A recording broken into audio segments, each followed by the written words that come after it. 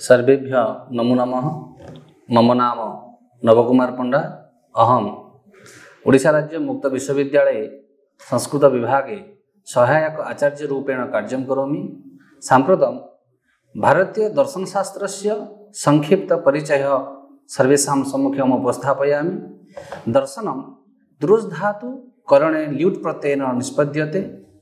दर्शन शब्द पाश्चात्य वाङ्मये फिलोसफी इति उच्यते। तर्हि दृश्यते ज्ञायते परमतत्त्वम् अनेन इति दर्शनं प्रतिपादितम् अस्ति। परन्तु मूल ग्रीक भाषाया दर्शन फिल एंड सफिया। फिल नाम अनुरागार्थ, सफिया नाम विद्यार्थ। तयोः सम्मिश्रणेन फिलोसफी विद्यानुरागपरक भवति।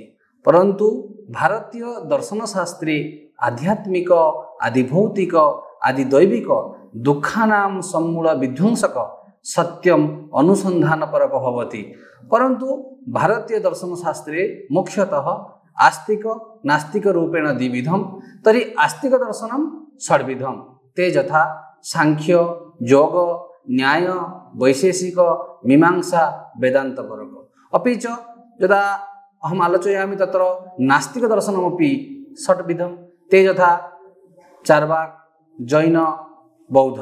परन्तु बौद्ध दर्शने चत्वार संप्रदायाः परिलक्ष्यन्ते। ते तु वैभाषिक सौत्रान्तिक योगाचार माध्यमिकश्चेति। परन्तु यदा षड् आस्तिक दर्शनं षड् नास्तिक दर्शनं भारतीय दर्शनशास्त्र मध्ये परिलक्ष्यन्ते। परन्तु षड् आस्तिक दर्शन मध्ये अपि न्याय वैशेषिक दर्शनयोः समानतन्त्रता परिलक्ष्यते। ते यथा प्रमाणं दृष्ट्या गुणदृष्ट्या पदार्थदृष्ट्या सिद्धान्तदृष्ट्या अपि परिलक्ष्यते। यदा सांख्य न्याय दर्शने चत्वारः प्रमाणानि सन्ति। ते यथा प्रत्यक्षम् अनुमानम् उपमानं शब्दश्चेति। परन्तु वैशेषिक दर्शने प्रमाणं द्वयं। ते यथा प्रत्यक्षम् अनुमानश्चेति। अनन्तरं गुणदृष्ट्या यदा वयं विचारं कुर्मः तत्र न्यायदर्शने अपि 24 गुणाः सन्ति, वैशेषिक दर्शने अपि 24 गुणाः सन्ति। परन्तु पदार्थदृष्ट्या भिन्नता परिलक्ष्यते। पदार्थदृष्ट्या न्यायदर्शने 16 पदार्थाः सन्ति, परन्तु वैशेषिक दर्शने 7 पदार्थाः सन्ति। अनन्तरं न्यायदर्शने मुक्तेः नामान्तरम् अस्ति यदा अपवर्गः भविष्यति, परन्तु वैशेषिक दर्शने निःश्रेयसः भविष्यति। एवं प्रकारेण यदा सांख्ययोग दर्शने मध्ये अपि समानतन्त्रता परिलक्ष्यते। तर्हि सांख्यदर्शनस्य प्रणेता महर्षि कपिल, परन्तु योगदर्शनस्य प्रणेता महर्षि पतञ्जलि। सांख्यदर्शने अपि च योगदर्शने उभयतः प्रमाणं तस्मिन् मते त्रिविधम्। प्रत्यक्षम् अनुमानं शब्दश्चेति। अनुमान शब्द नाम तत्र आगम इति परिलक्ष्यते। अनन्तरं यदा तत्त्वदृष्ट्या नाम पदार्थदृष्ट्या वयं विचारं कुर्मः तत्र सांख्यदर्शने 25 संख्यकः तत्त्वानि सन्ति, परन्तु योगदर्शने 26 संख्यक तत्त्वानि सन्ति। ते तु अतिरिक्त तत्त्वरूपेण केवलम् ईश्वरः एव परिलक्ष्यते। कः ईश्वर? यदा मनसि प्रश्नः आगच्छति, क्लेश कर्म विपाकाशै परामुष्ठ पुरुष विशेष एव ईश्वर। स ईश्वर एव तस्मिन् मध्ये अन्यतमः भवति।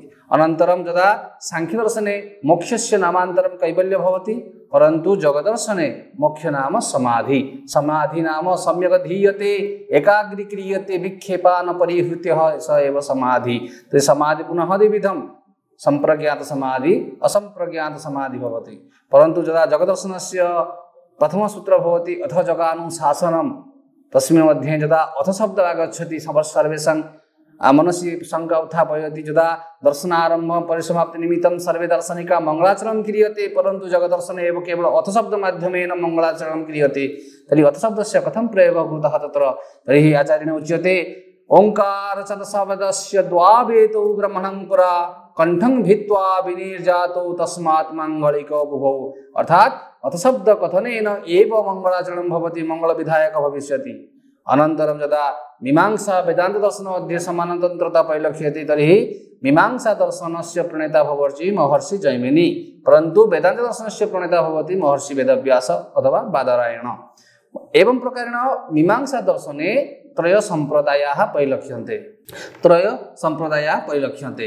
यदा मीमांसा दर्शने कुमारिल भट्ट प्रभाकर मुरारी मिश्रश्चेति तर्हि कुमारिल भट्ट मते अपि प्रमाणं षड्विधं परन्तु प्रभाकर मीमांसा मते प्रमाणं पंचविधं भवति। अनन्तरं इदं वेदान्त दर्शने अपि संप्रदाय परिलक्ष्यते।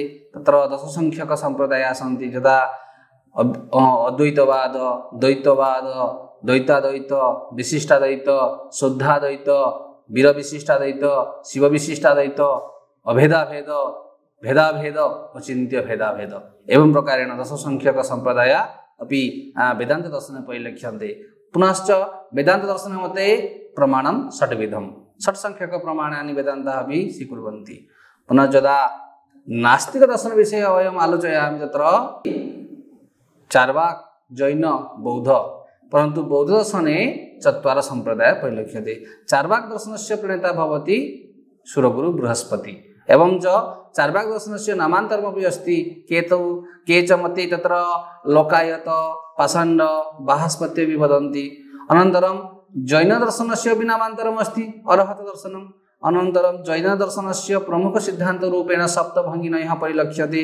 के च सप्तभंगी सप्तरूपेण कार्यविन्यास एव सप्तभंगी परन्तु नियते परिच्छिद्यते अनेन इति नयः अनयोः सम्मिश्रणेन सप्तभंगिनयः परिलक्ष्यन्ते। तर्हि सप्तभंगिनां मध्ये स्यात् शब्दस्य आगच्छति स्यात् अस्ति स्यात् नास्ति स्यात् अस्ति च स्यात् नास्ति च स्यात् अस्ति च वक्तव्यं स्यात् नास्ति च वक्तव्यं स्यात् अस्ति च नास्ति च अवक्तव्यं च एवं भावेन तत्र जैन दर्शने मध्ये प्रतिपादितम् अस्ति। अनन्तरं यदा बौद्ध दर्शनं प्रति अवगच्छामः तत्र बौद्ध दर्शने अपि तस्य प्रणेता भवति महर्षि आचार्य गौतम बुद्ध एवं बौद्ध दर्शने प्रमाणं द्वयं स्वीकुर्वन्ति ते प्रत्यक्षम् अनुमानं जैना अपि प्रमाणं द्विविधं परन्तु चार्वाकाः अपि प्रमाणम् एकमेव प्रमाणं प्रत्यक्षं प्रमाणं स्वीकुर्वन्ति। चार्वाक चत्वार भूतानि अपि स्वीकुर्वन्ति परन्तु जैन दर्शने एवं च बौद्ध दर्शने अपि भिन्नता परिलक्ष्यते चार्वाक दर्शनात्। अपि च बौद्ध दर्शने चत्वार सम्प्रदायेषु योगाचार सम्प्रदाय मध्ये विज्ञानवाद विषये आलोचितमस्ति। अपि च माध्यमिक संप्रदाय मध्ये शून्यवाद विषय आलोचितमस्ति। अनन्तरं वैभाषिक संप्रदाय बाह्य प्रत्यक्षवादी स बाह्य जगतः सर्वेषां पदार्थानां प्रत्यक्ष रूपेण स्वीकुर्वन्ति परन्तु सौत्रान्तिक संप्रदाय बाह्यानुमेयवाद स बाह्य जगतः अनुमेय भावनां स्वीकुर्वन्ति। अनन्तरं यदा शून्यवाद माध्यमिक संप्रदायस्य तस्य मतं सर्वं शून्यं तर्हि शून्यमदः शून्यमिदं शून्यात् शून्यमुदच्यते शून्यस्य शून्यमादाय शून्यमेव अवशिष्यते। अपि च यदा विज्ञानवादप्रति अवगच्छामः तत्र विज्ञानवादमध्येमपि वर्णितम् अस्ति चित्तं तर्हि विज्ञान तस्य चित्तमेव रूपेण स्वीकुर्वन्ति बौद्धाः।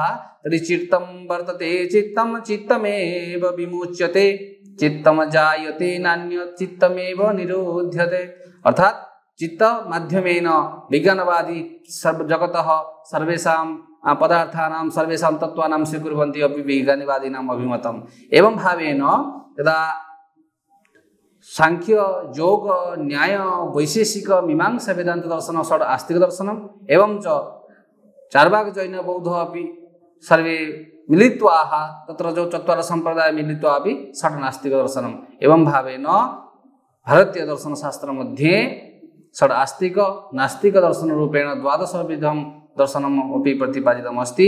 एतत् परम लक्ष्यं भवति आत्मतत्व साक्षात्कार मुख्य आध्यात्मिक आदिभौतिक आदिदैविक आत्यन्तिक दुःखानां विनाश एवं मोक्ष प्राप्ति एवं च आत्मतत्व साक्षात्कारमेव निःश्रेयसः अपवर्गश्च अभिगन्तुम् अगच्छति एवं भावेन तत्र प्रतिपादितम् अस्ति। जय जगन्नाथ।